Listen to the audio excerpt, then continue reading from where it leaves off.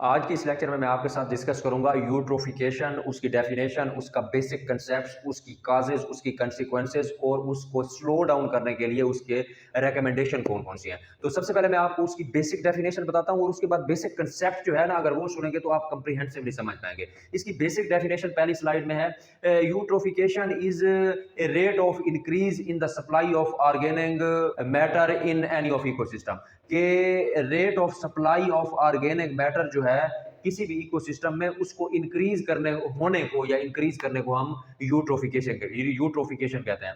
और अब उसकी बेसिक बेसिक कंसेप्ट जो है कि यूट्रोफिकेशन एक ऐसा प्रोसेस है जिसके जरिए the body of water acquires high concentration of nutrients, यानी कि एक ऐसा प्रोसेस जिसके जरिए वाटर बॉडी जो है high concentration of nutrients acquire करती हैं। ये न्यूट्रिएंट्स कौन सी होती हैं? फास्फेट्स होती हैं या फिर नाइट्रेट्स होती हैं। ये न्यूट्रिएंट्स प्रमोट करती हैं एक्सेसिव ग्रोथ ऑफ एल्गी को। तो ये इसके इन न्यूट्रिएंट्स के नतीजे में एक्सेसिव ग्रोथ ऑफ एल्गी जो है वो प्रमोट होती है। उसके बाद जब ये एल्गी डाई और डीकंपोज होती है तो अपने पीछे छोड़ के जाती है डीकंपोजिंग ऑर्गेनिजम्स और ऑर्गेनिक मैटर। ये ऑर्गेनिक मैटर और डीकंपोजिंग ऑर्गेनिज्म डेप्लेट करते हैं वाटर ऑफ अवेलेबल ऑक्सीजन को। तो जब वाटर ऑफ अवेलेबल ऑक्सीजन या वाटर जो है वो इन डीकंपोजिंग ऑर्गेनिजम्स या ऑर्गेनिक मैटर में डेप्लेट होते हैं, तो इसके नतीजे में पानी का जो न्यूट्रिएंट लेवल है वो बढ़ जाता है। तो पानी का न्यूट्रिएंट लेवल जब बढ़ता है तो ये एक्वेटिक लाइफ के लिए डेंजरस होता है, तो जिसके नतीजे में एक्वेटिक लाइफ इफेक्ट होती है और उनकी डेथ हो जाती है, मिसाल के तौर पर फिश। तो इस पूरे प्रोसेस को हम कहते हैं यूट्रोफिकेशन। हाँ, अगली स्लाइड में मैं आपको इसकी एक्सप्लेनेशन बताता हूं। यूट्रोफिकेशन जो है ना, बेसिकली एक ग्लोबल एनवायरमेंटल इशू है related to high concentration of nutrients.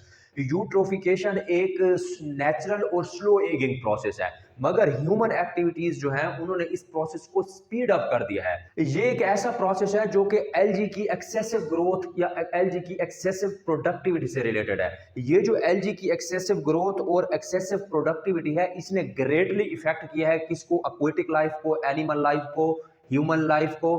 और पानी की जो न्यूट्रिएंट्स लेवल है ना, उनको किया है इंक्रीज। इसकी जो न्यूट्रिएंट लेवल की इंक्रीज होने का जो सबसे मेजर फैक्टर है वो है ह्यूमन एक्टिविटीज। ह्यूमन एक्टिविटीज ने इसको कैसे कंट्रीब्यूट किया है न्यूट्रिएंट्स के लेवल को स्पीड अप करने में? ये जो हमारा एग्रीकल्चर एक्टिविटी और सीवरेज का सिस्टम है, उसका जो वेस्ट होता है ना, उसके अंदर हाई कंसंट्रेशन ऑफ न्यूट्रिएंट्स होते हैं। जब ये हाई कंसंट्रेशन और न्यूट्रिएंट्स रिलेटेड वाटर जो है वो वाटर बॉडी के अंदर मिलता है, तो उस वाटर बॉडी का ओवरऑल जो है लेवल ऑफ न्यूट्रिएंट्स इंक्रीज हो जाता है। जब उसका लेवल ऑफ न्यूट्रिएंट्स इंक्रीज होता है तो उसके नतीजे में जो एक्वेटिक लाइफ होती है वो इफेक्ट होती है।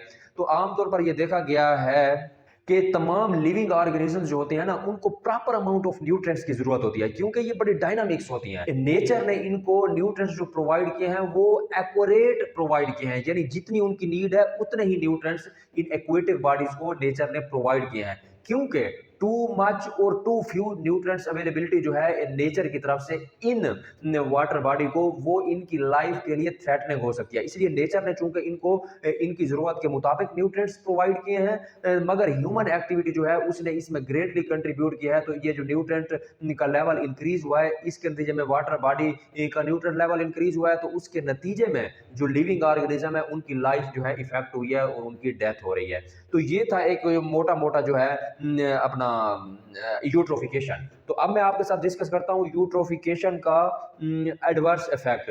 यूट्रोफिकेशन जो है ना, इसकी वजह से क्या हुआ है?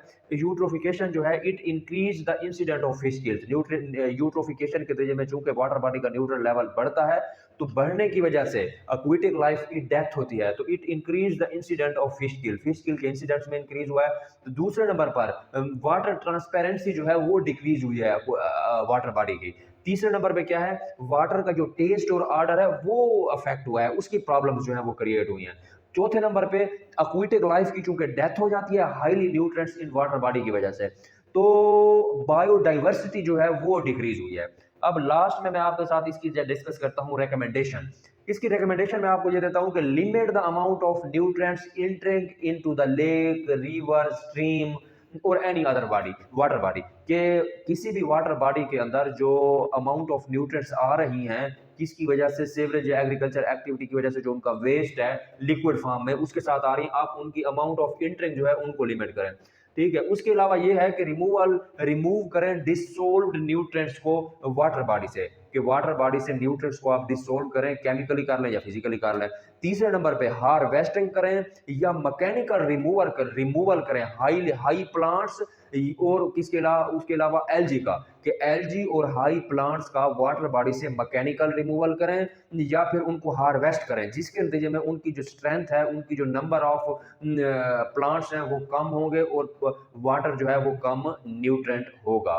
तो उसके अलावा controlling the growth and multiplication of LG through the appropriate dose of copper sulphate की अप्रोप्रिएट डोज से जो है आप न्यूट्रेंट्स की मल्टीप्लिकेशन ऑफ एलजी को आप जो है कंट्रोल कर सकते हैं। उसके अलावा सोडियम आर्सेनाइड का भी आप यूज कर सकते हैं, सोडियम आर्सेनाइड और कॉपर सल्फेट।